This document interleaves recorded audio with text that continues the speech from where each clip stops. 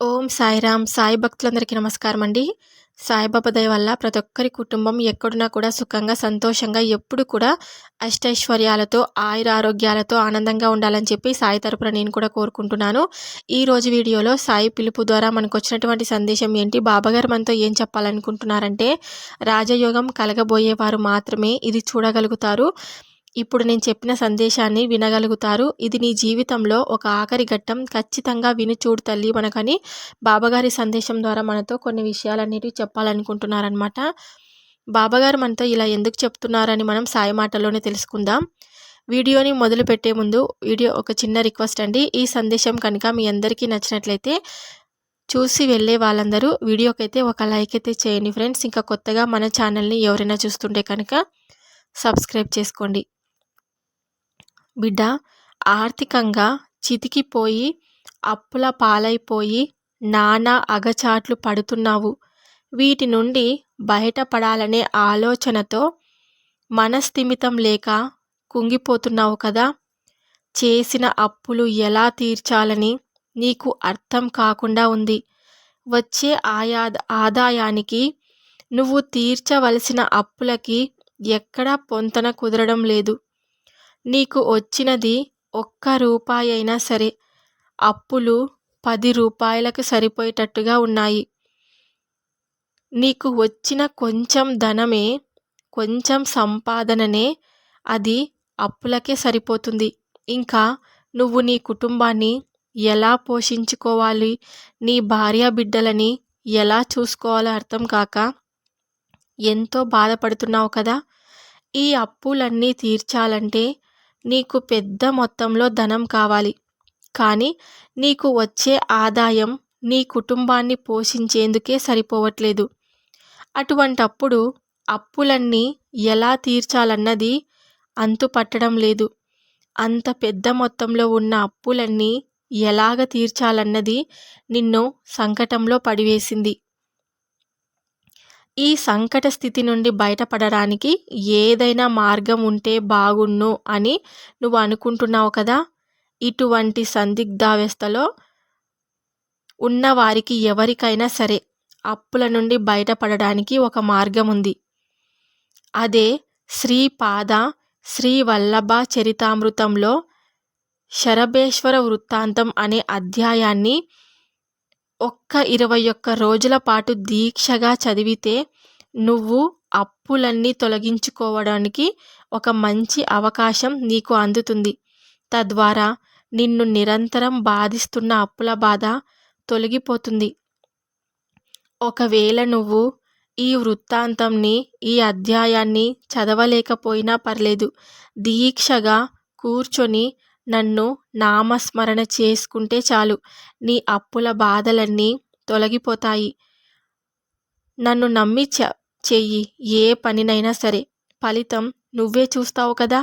నువ్వు శ్రద్ధ కలిగి ఈ అధ్యాయం పారాయణం చేయాలని ఆశీస్సులు అందిస్తున్నాను. ఒకవేళ నీకు వీలు కాకపోయినా మరేమీ పర్లేదని నేను నీకు చెప్తున్నాను కదా. నీ అప్పుల సమస్యలన్నీ త్వరలోనే తీరిపోయి నువ్వు ఒక రాజయోగాన్ని అనుభవించగలవు. తల్లి, నీ కుటుంబం కోసం నువ్వు ఎంతో కష్టపడుతున్నావు. నిద్రాహారాలు మాని పిల్లల యొక్క భవిష్యత్ కోసం శ్రమిస్తూ ఉన్నావు. నీ భర్తకు చేదోడుగా ఉండాలని ఎంతో కష్టపడుతున్నావు కదా. నీ ముందున్న లక్ష్యం నీకున్న ఇబ్బందులను తొలగించి పిల్లలకు మంచి భవిష్యత్ ఏర్పాటు చేయాలని ఇంతగా శ్రమిస్తున్న నీకు నేను ఎందుకు సహాయం చేయనని అనుకుంటున్నావు చెప్పు. నీకు ఏ సమయానికి ఏమి ఏర్పాటు చేయాలో అన్నీ సిద్ధంగానే ఉన్నాయి. నువ్వు కష్టించే మనస్తత్వం కలకల తల్లివి. నిన్ను చూసి నీ బిడ్డలు కూడా జీవితంలో ఎంతో సాధన చేసి భవిష్యత్ దృఢంగా చేసుకోవాలని ప్రయత్నం చేస్తారు. నీవే వారికి ఈ సుగుణాలు వచ్చేలాగా చేశావు. నిన్ను చూసి వారు కష్టపడితే ఏదైనా సాధించవచ్చు అనే విషయం తెలుసుకున్నారు. సుగుణం చూసి నీ భర్త కూడా నీ యొక్క సుగుణాల్ని చూసి ఎంతో మానసిక ఆనందం పొందుతున్నాడు. కుటుంబంలో ఒకరిపై ఒకరికి ఎంతో ప్రేమ ఉన్నప్పుడు ఎటువంటి కష్టాన్ని అయినా సరే అవతలికి పంపించే శక్తి మీకు ఉంటుంది. మీలో ఉన్న ఈ సుగుణాలు మీ ఇంటికి ఎటువంటి దుష్ట శక్తుల్ని రాకుండా చేస్తుంది. వచ్చినా అవి మీ సంతోషాన్ని చూసి ఇంట్లో ఇమడలేవు. కనుక ఎల్లప్పుడూ ఎట్టి పరిస్థితుల్లోనూ చిరునవ్వులు చిందిస్తూ ఆనందంగా ఉండండి. ఇంకెన్ని రోజుల్లో కాదమ్మా, మీరు సుఖపడే సమయం ఆసన్నమైనది. నువ్వు వీలైన అంతలో ఏదో ఒక పని చేసుకుంటూ ఉండే శ్రమజీవి. తద్వారా 4 రూపాయలు వస్తాయి కదా, కుటుంబానికి పనికొస్తాయి కదా అని ఆలోచించే బిడ్డవి కాబట్టి నువ్వు ఏదో ఒక పని చేస్తూనే ఉంటావు. మంచిదే కదా. ఈరోజు డబ్బు లేక కష్టపడదాం, రేపు డబ్బులు వచ్చాక సుఖపడదాం అని అనుకోవడం మంచిదే. కానీ సుఖపడడం అంటే ధనముంది కదా అని సోమరిపోతుల్లా మారడం కాదు కదా. నీది ఆ గుణం కాదు. కాబట్టి నీకు ఎప్పటికీ ఏ ఇబ్బంది ఉండదు. అతి త్వరలోనే నీకు అన్నీ సమకూరుతాయి. నీ బాబాను నమ్ము, అన్నీ నీకు సమకూర్చి ఇస్తాను. ఇంకొద్ది రోజులు మాత్రమే, ఎంతో సమయం కూడా అవసరం లేదు. నువ్వు అనుకున్నట్టుగా నీ పిల్లల్ని ఎలా వృద్ధిలోకి తీసుకురావాలనుకున్నావో అలాగే చేయగలుగుతావు. నువ్వు ఏమేమి సాధించాలనుకుంటున్నావో కూడా అన్నీ సాధించగలుగుతావు. కనుక ఎటువంటి సంశయం పెట్టుకోకుండా నువ్వు ఎప్పుడు ఎలాగైతే ప్రశాంతంగా నీ పనులు చేసుకుంటూ పోతున్నావో అలాగే చేసుకొని వెళ్ళు. ప్రశాంతంగా ఉండండి. చిరునవ్వులు చిందిస్తూ సంతోషంగా ఉండండి. ఎవరి కన్ను మీ మీద పడకుండా చూసే బాధ్యత నాది కదా. ఎందుకు ఇంతగా దిగులు చెందుతూ ఉన్నావో చెప్పు. నువ్వు అడిగింది నేను చేయలేదని బాధనా?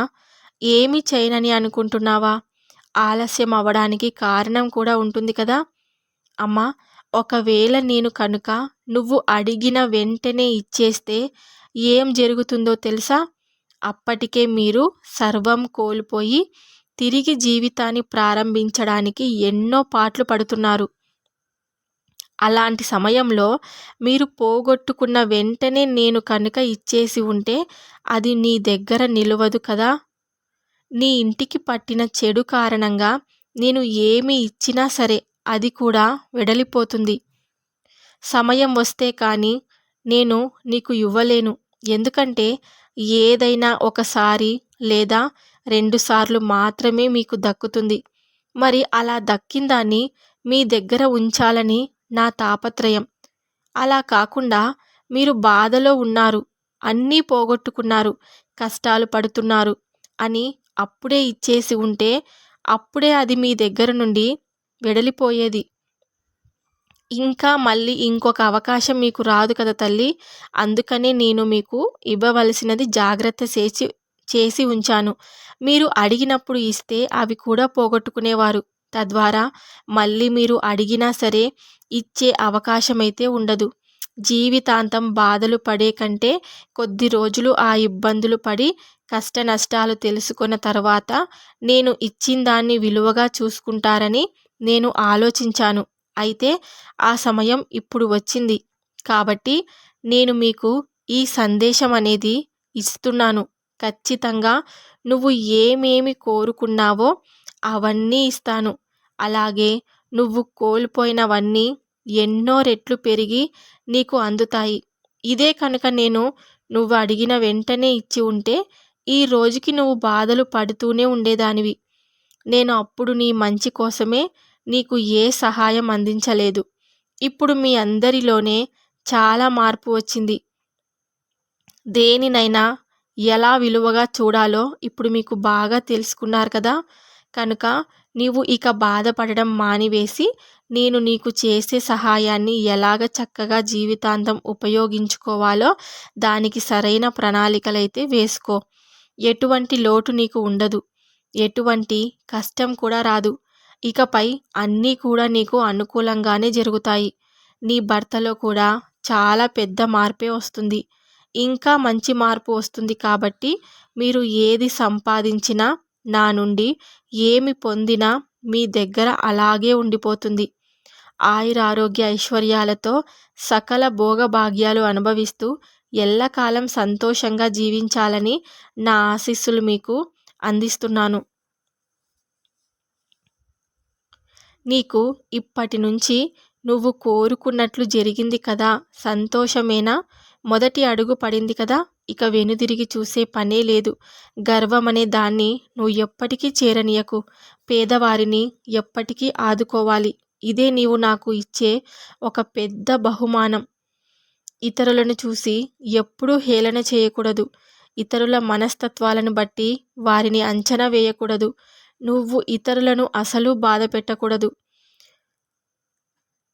నువ్వు చేస్తున్న ఏ పోరాటంలో అయినా చాలా నష్టపోయావు కదా. నీ నుండి దూరమైన వారిని తప్ప నీవు ఏవైతే పోగొట్టుకున్నావో అవన్నీ నీకు తిరిగి ఇస్తాను. 10 మందిలో ఉన్నతంగా నిలబెడతాను. నలుగురికి సహాయపడుతూ ఆదర్శవంతంగా జీవించు. నీ కుటుంబం అంతటిని నా ఆశీస్సులు చల్లగా ఉంటాయి. నీకు నా రక్షణ కంటే నీ భార్య బిడ్డలు తోడు అధికంగా రక్షించింది. వారందరూ నీకు ఎల్లప్పుడూ అనుకూలంగా ఉండడంతోనే నీవు తిరిగి ఉన్నత స్థాయికి చేరగలిగావు. 15 సంవత్సరాలకు పైగా పడిన కష్టాలు ఇక తొలగిపోయాయి అంటూ ఎల్లప్పుడూ ఏ పని చేస్తున్నా బాబా బాబా అని తలుచుకుంటూ ఉన్నావు కదా.